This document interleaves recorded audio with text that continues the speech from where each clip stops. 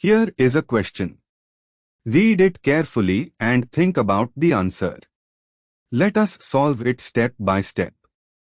Let us begin solving this step by step. Compound A, C7H8O, is insoluble in water, dilute HCl, and aqueous NiHCO3, but dissolves in dilute NaOH. This behavior is characteristic of a phenol. Phenols are weak acids, pK-10, that do not react with NiHCO3 to weak, but do dissolve in NaOH by forming phenoxide salts. Option A, anisole, methoxybenzene, has no acidic OH and would not dissolve in NaOH, so it is eliminated. Options B, C, and D are all cresols, methylphenols, all with formula C7H8O, all phenols. Moving on to the next step.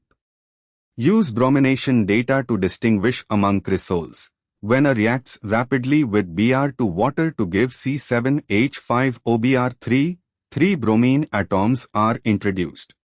In phenols, electrophilic aromatic bromination with Br to water occurs at positions ortho and para to the OH group, strongly activating ortho-para director. The number of positions available for bromination depends on the substitution pattern. Moving on to the next step. O-Cresol to methylphenol, option B OH directs to ortho, C3C5, and para, C5 or C1 blocked. Actually para to OH is C4 and C6 is ortho to OH but adjacent to CH3.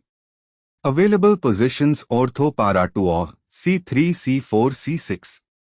However, C2 has CH3, so 3 positions are available. But C3, C4 and C6 are the reactive sites. Tribromo product is possible but the methyl group at C2 blocks one ortho position, reducing reactivity slightly. M-Cresol, 3-methylphenol, option C OH is at C1, CH3 is at C3. Positions ortho to OH, C2 and C6, para to OH, C4. The CH3 at C3 also activates C2 and C4, ortho para to CH3. Thus C2 is activated by both OH, ortho, and CH3, ortho. C4 is activated by both OH, para, and CH3, ortho. C6 is activated by OH, ortho. All 3 positions, C2, C4, C6, are activated and unhindered, making tribromination rapid and straightforward to give 2, 4, 6 tribromo 3-methylphenol is equal to C7H5OBr3.